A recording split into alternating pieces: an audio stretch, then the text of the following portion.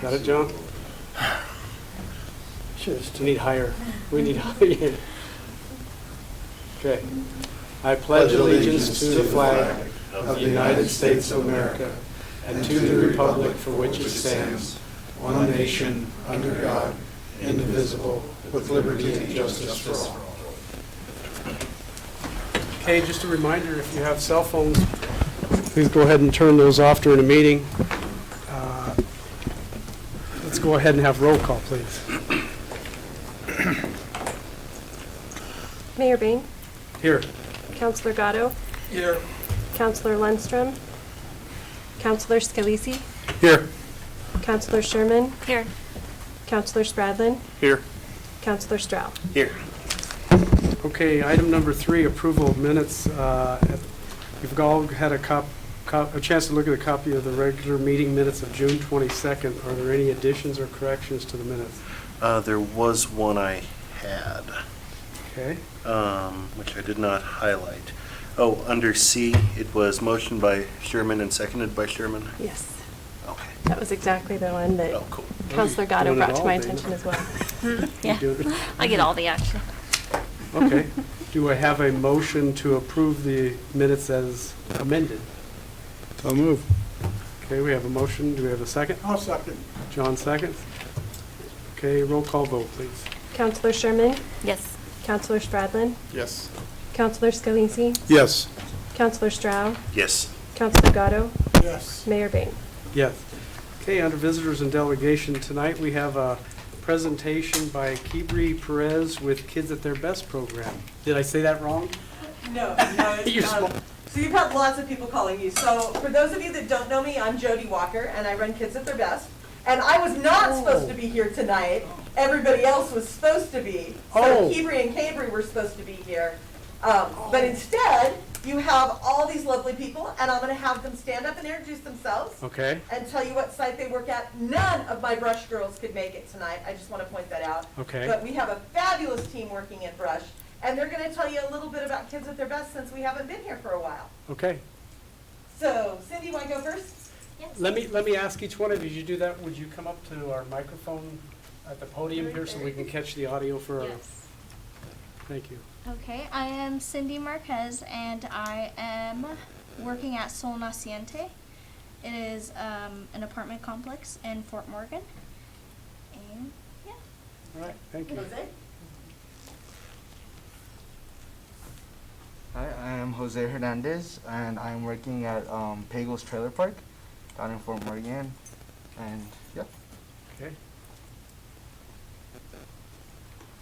Hi, my name is Javier Lomeli, and I am serving at Landmark. It's a trailer park in Fort Morgan. Hi, my name is Chris Akili. I am working at Log Lane. It is a small county in not in Log Lane. Thank you. My name is Ireland Gaddis. I'm just one of the leaders, so I bounce around all the sites. Okay, thank you. That worked awesome. Hi, I'm Frahia. I'm one of the leaders as well. I float around to each site and I provide not only like water bottles, but I also provide activities and things for the sites to do. I'm actually going to start the presentation if you don't mind. So again, I'm Frahia Ali. I work with Kids at Their Best. We're an action-packed nonprofit organization working to stop summer hunger and summer boredom. Within the Morgan County, we offer 7 sites ranging from Wiggins to Brush. We also started a new site in Sterling this summer. Within our program, not only do we offer amazing meals, but we offer amazing fun activities that the kids can not only do at our sites, but take back home as well for their siblings and their other families to do as well. Within our program, we hire predominantly teenagers. These teenagers are the kids that were the ones that were taking meals when they were younger. We not only are their first job, but we also help their skills and other abilities to work. We also help them adjust their skills and activities so that when in the future, that when they get better careers in their future careers, that they have something to actually fall back on and know that, oh, hey, I learned my leadership skills from Kids at Their Best. To tell you more about programs and other things that we offer, I'm actually going to pass it on to the other leader, Ireland. Okay. Hi. So some of the other programs we have is TNT, which stands for Teens and Tweens. So some of the skills we focus on is leadership skills, and it just teaches kids how to be a leader in larger groups and also just like how to better themselves as a leader. We focus on career development, how to develop a plan for their future and how just to plan ahead for a career. We do a public speaking group. We run a program actually, and it has kids ages from 5 to 18, and it just helps them become more confident in their public speaking. We try to empower the kids to be more of themselves and not what others want them to be. And we have a day where we take the TNT group up to the state capitol, and they get to spend a day shadowing a senator and just learning how the government works and all of that. We also have another program called C4, and it's just us helping first-generation students get into college, enroll, and just helping them their first few years. I'm going to pass it on to Chris. Okay, thank you. So, hi again, my name is Chris Akili. I'm an AmeriCorps member, and I've been AmeriCorps members for 2 years now. And AmeriCorps is like the American Peace Corps, and it's rare to be able to join a team in a rural area. And our job is to help eradicate poverty and work to make sure that kids get summer meals and to stop summer hunger. I am one of 15 AmeriCorps members, and we will all serve through August, and we are all state and national members. We also work with a program called No Kids Hungry. No Kids Hungry. And we have an ambassador he's a youth ambassador, and he is one of 33 youth ambassadors in the nation. It is a program designed for college-age individuals to partner with one organization and in the nation and help fight hunger. So we also have some events, and I'm going to let Javi talk about that. Okay. So I am also serving as an AmeriCorps member for Kids at Their Best, and we are actually in our summer programs now. And we just want to thank the Brush School District for providing lunches for us. And even though they provide lunches, we still provide fun, enrichment activities for the kids who attend our site. And we are super excited to be part of the Brush community, and we are hoping to do great stuff this summer. Going on in our program within the county, we had Cops and Lemonade, which was a fundraiser for the Henry family. And we also have conversations with officers, with the sheriff's office, and we talk about the problems that is going on right now in our society and how we could bring the community together to fix them.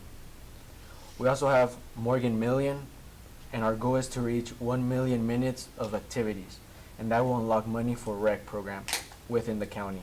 So keep your eyes open for Mateo. And we wanted to let you guys know more about Kids at Their Best, and we are super excited to be working with the Brush community. Thank you for your time and for having us. Question. Could you tell me what Hey, John, age range? would you pull your mic down? You're in front of, yeah, so it picks you up there. I thought you want me to leave.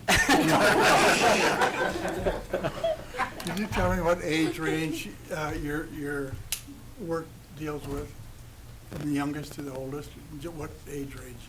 Of employees or people who attend our Kids, site? the kids you work with. Oh, right now it's mostly high schoolers, and we have some college students as well. Yeah, we serve kids 6 to 18 as far as meals and activities. Our hiring staff, we start hiring at 13. Yeah. And our oldest staff member this year, I think, is 20. Or they're all about to turn 20, one of the two. But you work with kids from 6 to Yep. We 16? get them when they're young, so we start out when they're young. We start out doing public speaking when they're really young.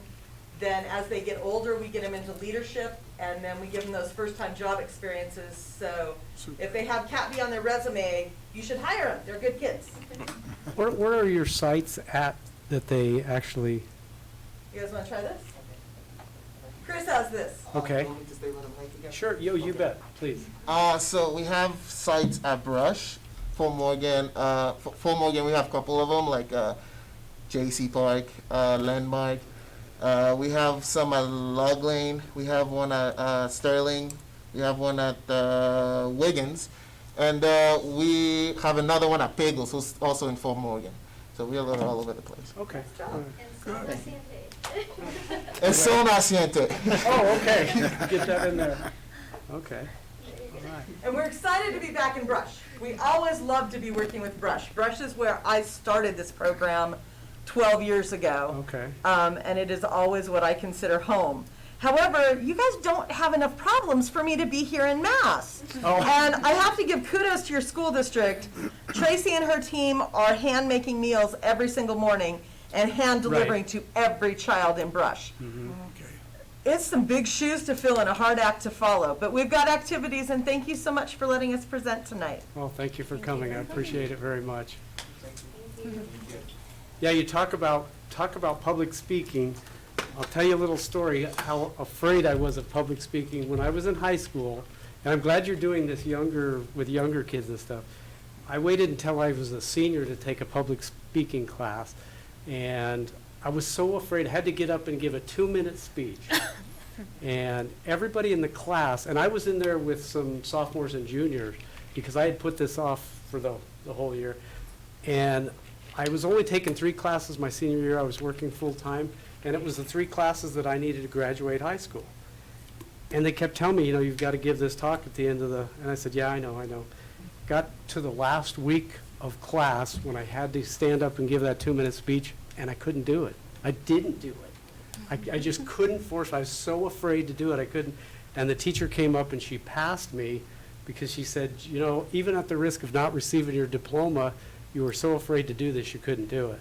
So I can really appreciate taking the time, and each one of you getting up to this podium, that's more than a first step, because I would have never done that at your age. So thank you all for coming. Appreciate it very much. Well, thank you for making time for us. All right. Okay, moving on to public comment. Is there anyone that would like to publicly comment tonight? Okay. Moving on to number 5, management, CDOT Sidewalk IGA approval. Dale Coleridge. Yeah, thank you, Mayor. In our last meeting, we had a work session detailing an intergovernmental agreement between the City of Brush and CDOT. This is the final step in securing the funds to make sure that we can get our sidewalks replaced on US 34.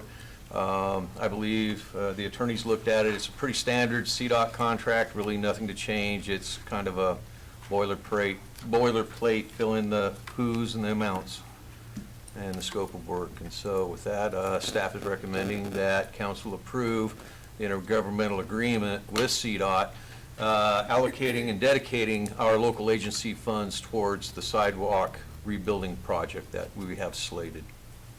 So. Okay. Any questions? All right. I'd look for a motion from council. I'd be most happy and that I could do that and make the motion because I know this is a project we've been looking at for years now. So I move that we do this. Okay, we have a motion to approve the sidewalk IGA. Do we have a second? Second. Justin seconds. Any further? Oh. That's my Justin impression. Oh, no. This much faster. Good job. Well, we didn't separate you guys enough. Okay. All right. We have Kevin seconding. Is there any further discussion? Okay, roll call vote, please.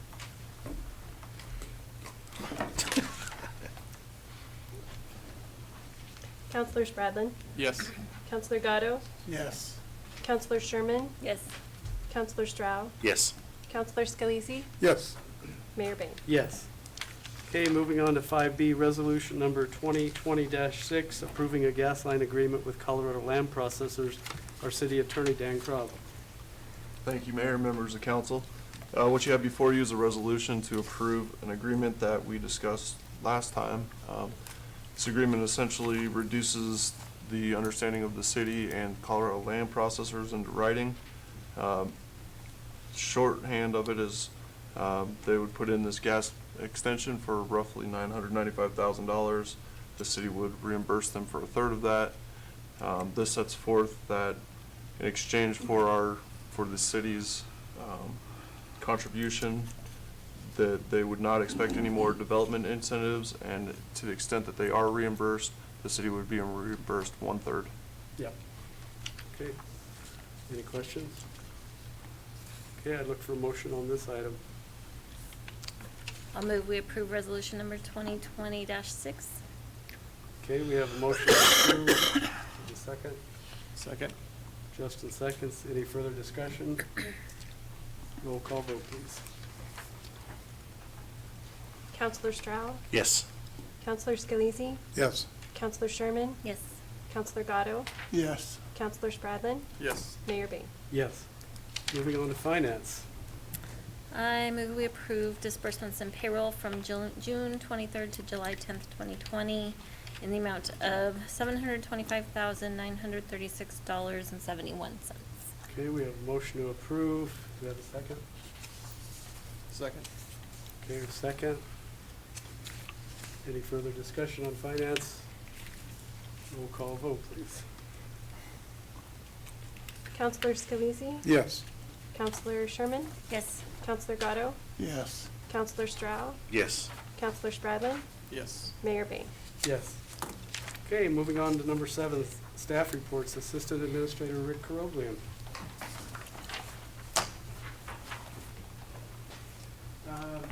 Well, I guess we'll do it by departments if we have some representation. Dale, do you want to share anything from your department? We're doing staff reports. Do you have anything? I've got a list. I called you up first. Okay. And I'll call each one individually Okay. after that. Well, let me just share from my end. Okay. Just a couple things. I thought this was something just to note of our building permits, just year to date. This past couple weeks, I've been trying to digitize everything. So in the past, what happens is we put it on a spreadsheet and we send it to the county assessor's office so they keep track of everything. But we haven't done that since December. So nothing's been submitted. So they've been patient with us so that we can get. I mean, we had a stack of building permits and everything. But I thought this was interesting. If I look at a year to date, just to kind of show where we're at, we have fees collected, $133,178. I think that's pretty significant. Use tax, which would be special tax because they purchased it outside of a brush, we've collected $16,339. Water, sewer connection fees, $25,000 worth, and plan check fees of $8,000. And I think that's pretty significant. And one, I want to say thank you because a lot of times when we do our building incentives, we forget about the incentives and how it does reduce what we actually collect. But we decided to not reduce our building permit fees so that we would continue to grow and be able to use our department, because the funds come in our department. So I think we're doing great, of those kind of things from the Planning Zoning Commission department. So things are going good. I'm also next week, our next council meeting, you'll see something about Horizon, the tower that's coming up, and so I'll present on that next week. So it's coming. Next time that's coming up soon. Okay. Monty's out of town, as you know, so I think that's all I have to report. Okay. Thank you, Rick. Next up, Chief of Police Derek Boss. Good evening. Hi. Good evening. Briefly, we lost one officer.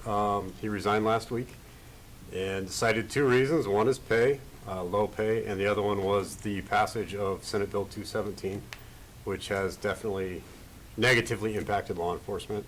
And I'll talk about that more during the work session with the fireworks because there was a big impact there. So now we have three openings.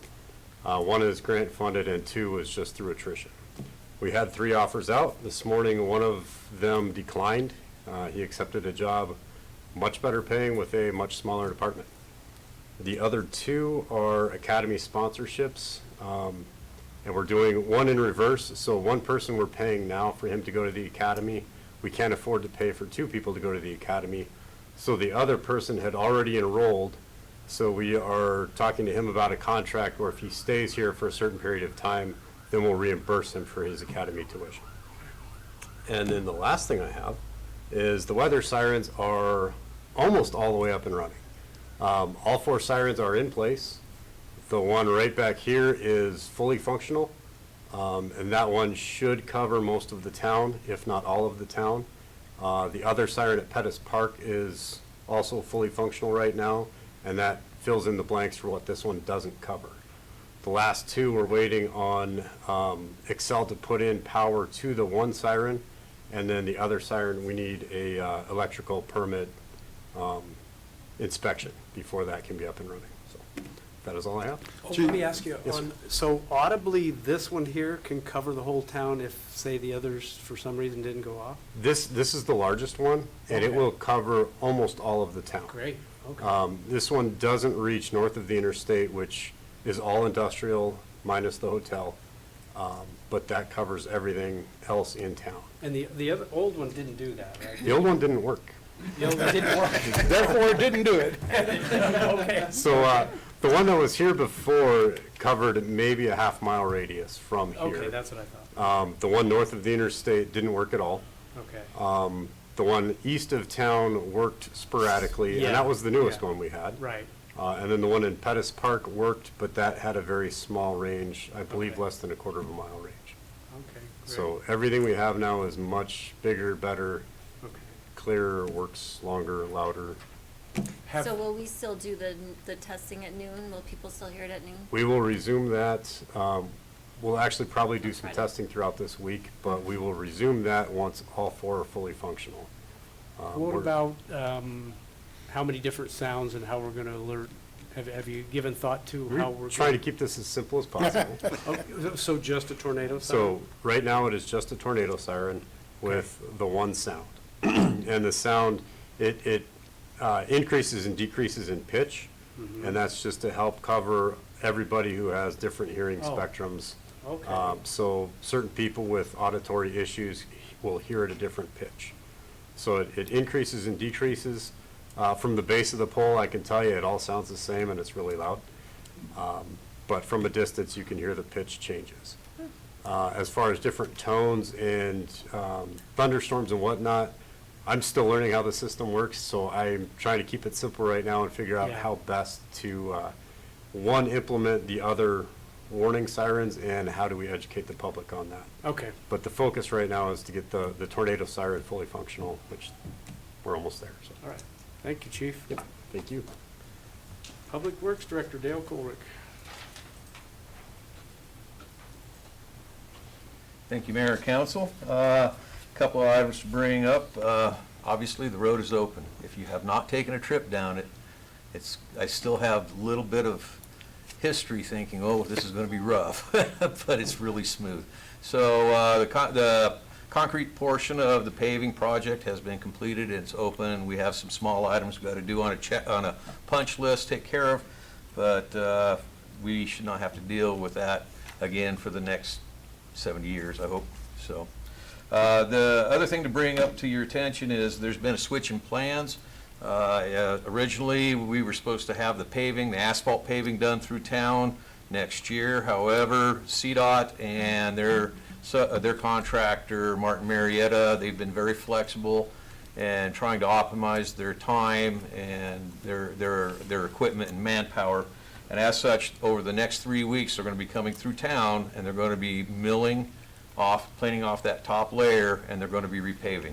So expect that there's going to be a little bit of inconvenience when this occurs, but the key is after about 3 weeks, they're out of here and not coming back. Yeah. We're done. Well, we still have the sidewalk project, Yeah. but that's separate. It's also important to put out and make sure that everybody is aware that it's going from a 4-lane to a 3-lane. We're going to have one westbound lane, one eastbound lane, and a center turn lane. This is not undifferent than, say, even what we have downtown right now, 1 lane each direction, or even west of Hospital Road. We have that same configuration.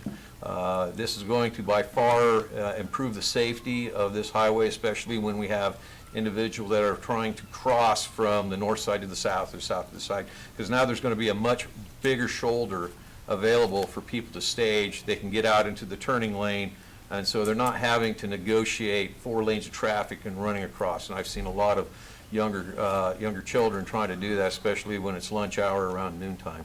Yeah. So this should be a great, and especially with bicyclists, right now, if you get anybody that's rides a bike, they're riding there in the lanes of traffic. And so this will provide that extra shoulder for them to, whether they're walking, running, bicycling, whether they're trying to cross the street.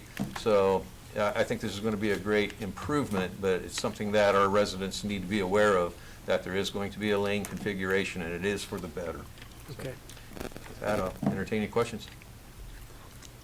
We're all done with the water tank painting on the inside? We're still in progress, no. Oh. We're still painting. Oh, we are still painting? Yes, Okay. correct. I believe they're finished with the sandblasting. They got a primer coat on it now. They're working on the inside, probably about 70% complete on the inside. Okay. And then they're going to move to the outside and get a good epoxy coating on that as well. Okay. You know, we talked about that when you transition those tanks, the sediment, people were experiencing them brown. Yes. Is that part of that over, Yes. do you think? Okay. That's part of the situation. And so once we get the tank back up in line, we'll give the system a good flush and try to keep this Okay. from reoccurring. All right. Okay, thank you, Dale. Any questions, council? Okay. Thank you. Thank you. Best and brightest intern, Matt Gordon. So I have nothing to report during staff reports, but I am going to provide a deep dive into the planned City of Brush Business Recovery Grant in the work session, so Okay. stay tuned. Stay tuned. Okay, City Clerk, Miranda Packard. I just have a couple things for you guys. The CML annual conference was to be held in the spring. They've moved that to the fall. It's going to now be held August 25th through the 27th, all virtually. I went in to register this morning, and it doesn't appear that they have that up and running just yet, but I'll be following up with you all next week as far as if you choose to register for that. You've got schedules that I gave you hard copy of this evening, and I'm going to email that information out to you tomorrow as well. And then also in that email, I'm going to include a flyer for Parks and Rec Week. Lance wasn't here this evening to talk about Parks and Rec, but there's a schedule as far as what all the activities are going on this week. Every day there's something going on. He wanted me to also bring special attention to the breakfast on Wednesday.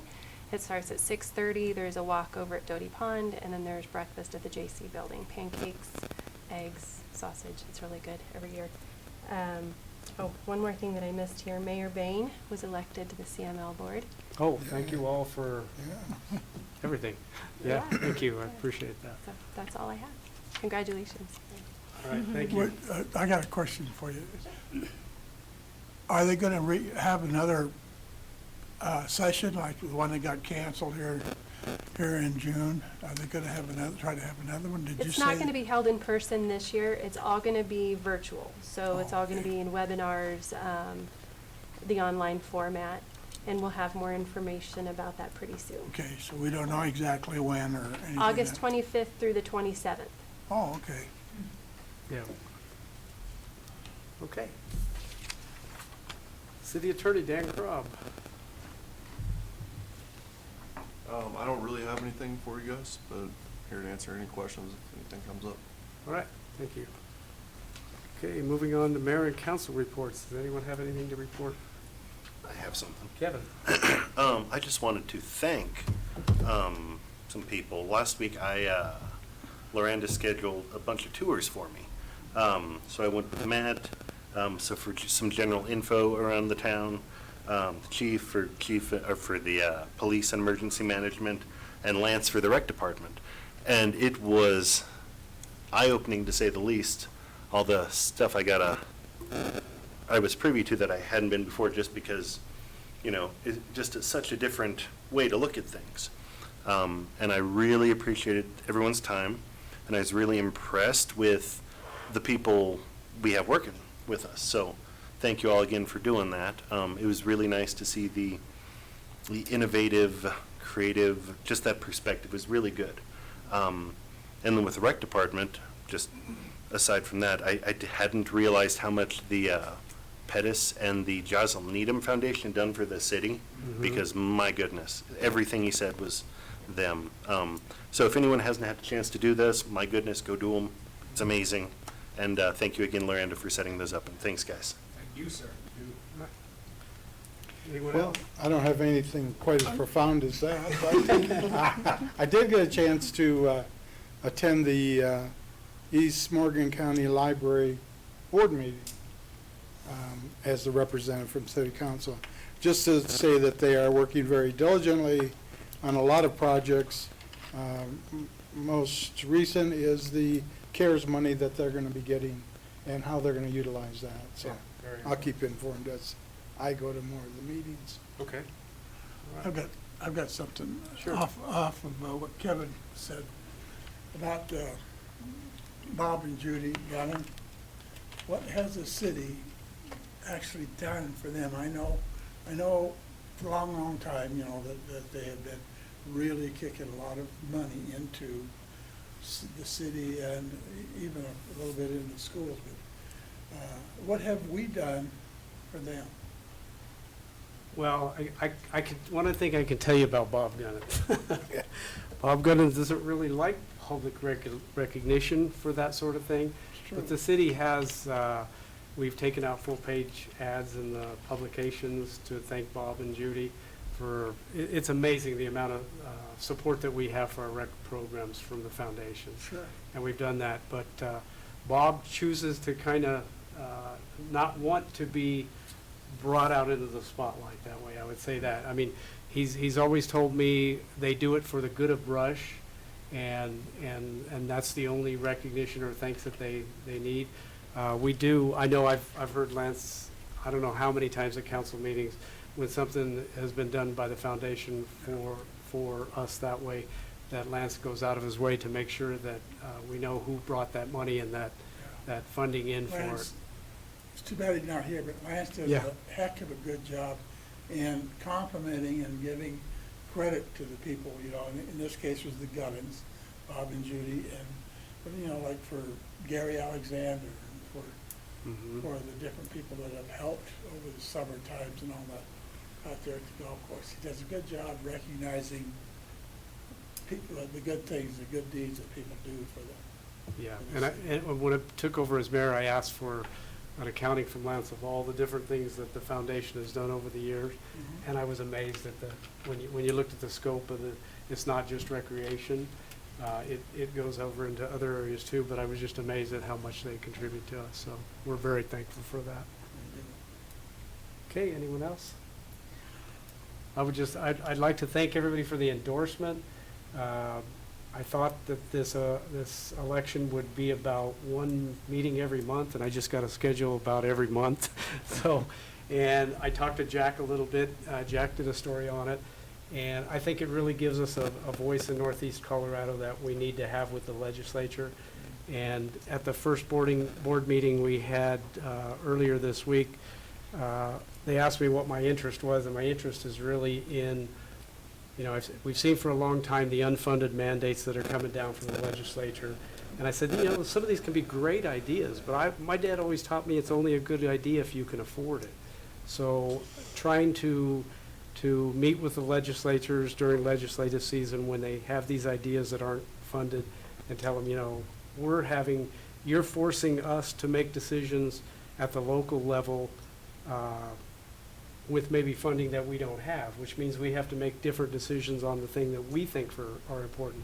So I think it's important for local control to be able to try to limit some of these mandates that are coming down, that don't have the funding for them. So that'll be a special area of focus for me. But I look forward to serving on that committee. We expect a lot out of you, too. Yes, I'll still be here. Okay, so let's go ahead and move on to our executive session. What we have on this tonight, we have 2 executive sessions. We're going to combine the sessions into one, and I think each one of you in your packets have the verbiage that is needed for a motion to go into executive session.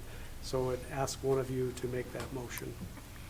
I got you, Dana. You go for it. I move that we go into executive session pursuant to Colorado Revised Statutes Title 24, Article 6, Section 402, at subsection 4A to discuss the matter of purchase, acquisition, lease, transfer, or sale of any real, personal, or other property interest. The matter to be discussed in this purchase of real estate for office space.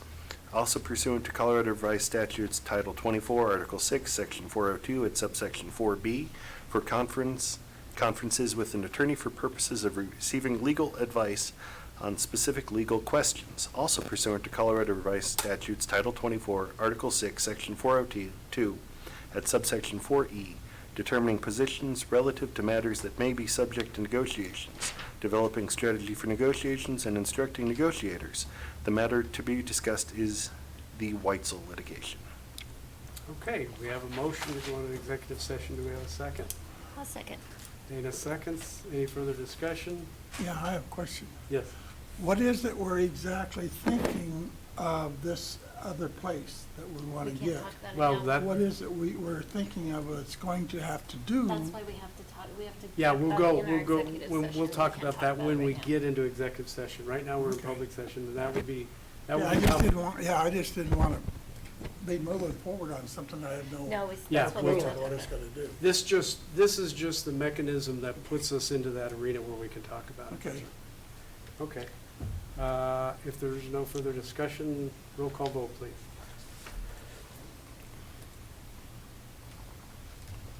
Counselor Scalisi? Yes. Counselor Sherman? Yes. Counselor Spradlin? Yes. Counselor Stroud? Yes. Counselor Gatto? Yes. Mayor Bain? Yes. Okay, so we have a affirmative of more than 2/3, so we'll go ahead and move into executive session.